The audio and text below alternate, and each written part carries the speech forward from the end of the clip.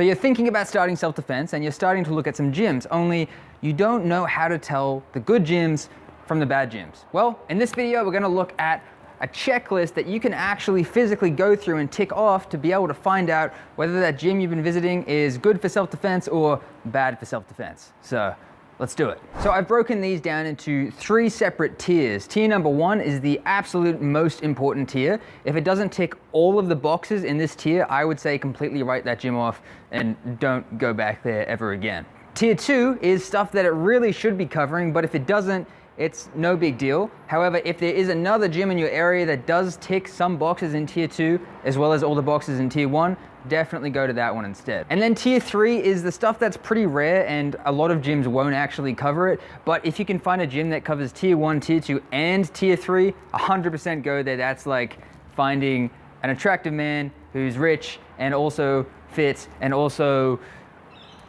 what else do girls like? I don't know. I don't get a lot of girls, but I'm sure you understand what I'm getting at. So of course, first up is tier number 1, and the first box that absolutely needs to be ticked is they have to let you try out the techniques against a resisting opponent. So there are some gyms or dojos where you'll learn a really cool wrist grab technique, and then after you learn that technique, they'll say, all right, now we're moving on to the next thing. And at no point in that lesson or any point further down the line do they actually let you try that out against a resisting opponent. So essentially how the progression should look is you should learn the technique, you should then try the technique under slightly more pressure, and then by the end of the lesson or at the end of the lesson, they should give you an opportunity, whether that's saying, all right, now try it out, and the other person don't let them get it, or whether it's just saying, all right, now we're gonna roll, and now we're gonna actually spar each other, and I want you to try to pull this off.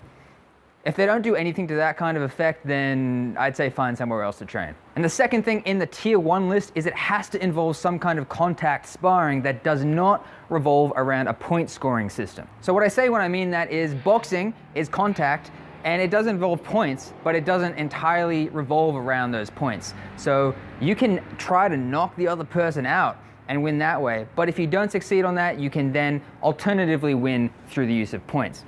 That's fine, that's absolutely fine. Obviously, if you're training for self-defense, scoring points is irrelevant, but if you're training in a system that involves points, that's not necessarily a write-off there and then. What I'm talking about is the kind of sparring that you'll see a lot in karate or taekwondo gyms where they'll get in stance and they'll attack, and the second they throw a shot that looks like it may have done serious damage, the judge will step in, separate them, and reset the match. That doesn't get you anywhere in regards to learning how to defend yourself, and a lot of the time you're training yourself to throw a kick that you think will work and then kind of give up, stand there and assume they're down, when a lot of the time in reality these hard shots don't put people down and you need to keep going. Now we're going to move on to tier number 2. Now if it doesn't do all or some of these, that's okay. It might still be a good gym so long as it's done all of the things in tier 1. The first thing in tier 2 is it should cover what happens not only during the fight, but also what happens before the fight and after the fight. So obviously self-defense situations don't start with 2 people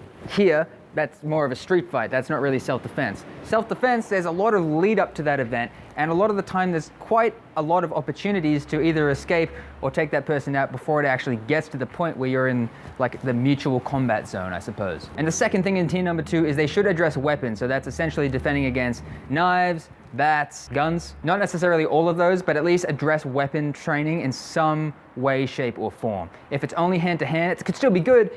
It's just not covering all of your bases. The third thing in tier number 2 is it should address multiple attackers. So a one-on-one fight is totally cool, and a lot of the time you'll have to be dealing with that, but more often than not, you'll find that there's more than one person involved, especially male-on-male violence. Anytime I've been in a situation, it's always been more than one person. I've never been faced with a single attacker, and that's what has made the situation so dangerous. And in these situations, all the skill sets you have to deal with a single attacker are good and they will help you, but there being more than one person on your attacker's part could render a lot of that skill set completely useless. For example, footwork. When there's more than one person, you need completely different footwork. You need to consistently have your head on a swivel, be looking where every single member of the other party is. Because if you focus in and get that tunnel vision, like you form a habit of doing when you're fighting a single person, that person's gonna circle around and sucker punch you and you're out. So learning how to deal with the intricacies of fighting more than one person is super important. Your gym should be covering multiple attackers. And the last one in tier number 2 is your gym should do some kind of scenario training. So that's essentially where you set up a falsified scenario and kind of play it through. So the way that my gym does this is we'll have a group of 5 people in the room. One person will leave the room, the others will stay inside of the room, and they will figure out a scenario to play out. So for me, I'm an animal rights activist, so they'll like have some guy beating a dog inside the room or beating a pig or a horse or something. I'll come in, and because that's something that connects to my day-to-day life, it's something I may encounter at some point in time. So I am forced to try to navigate the situation, ideally with as little violence as possible. If I decide to go in there and start throwing punches, someone might then pull out a knife because I've decided to escalate that. But if I go in there and attempt to verbally de-escalate and navigate it that way, maybe that person won't pull out a knife. So there should be some kind of ramifications for making the right and wrong tactical decisions. And these scenarios should somewhat parallel situations you may find yourself in real life. And now we're going to move on to tier number 3. So if it doesn't do these things, that's okay. Not a lot of places will, but ideally, the first one that it should be addressing is how to use improvised weapons. So that is backpacks, bags, jackets, things to that effect. Anything that you would essentially be carrying with you on your day-to-day life. And the second thing in tier number 3 is it should address how and when to run. So I have a video that actually kind of addresses the general variables you have to consider deciding when you should or should not run. And ideally, you should have some kind of information given to you in regards to this topic. For more information on that, check out my video up there in the corner. Now we're going to move on to some serious red flags. So if your gym does any of these things, you should definitely think twice about training there. The first is spending a lot of time punching the air. So when I say this, a lot of people kind of say like, oh, what about shadow boxing, bro? Boxers shadow box? Yeah, shadow boxing is fine. When I say punching air, what I mean is standing in horse stance for like 30 minutes and just doing this.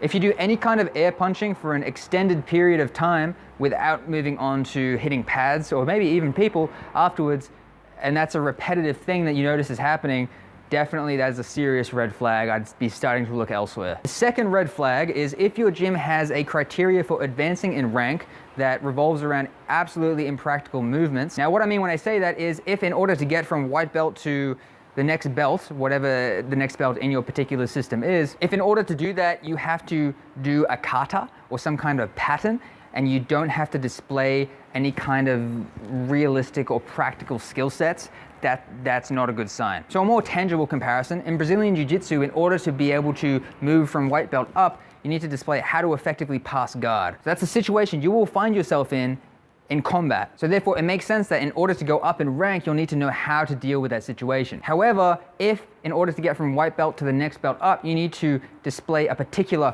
order of movements that look something like this, that's not a good sign, and it has no place in actual practical self-defense. That's a waste of time, in my opinion. Third and final red flag is if your gym or sensei or trainer, whatever, justifies training a particular thing because it is tradition or because they did it back in the day, that's a massive red flag. And the reason for that is because you should not be training things for self-defense because of tradition.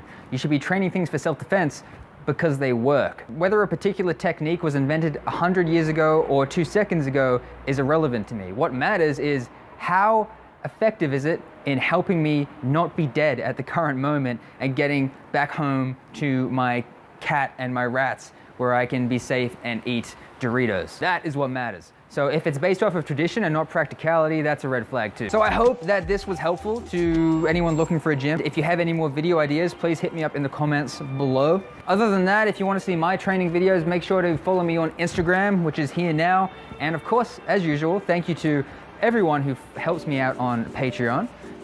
You guys are the ones making sure all these videos come out as often as they do. So without further ado, I will say goodbye and thank you for watching. Have a good one.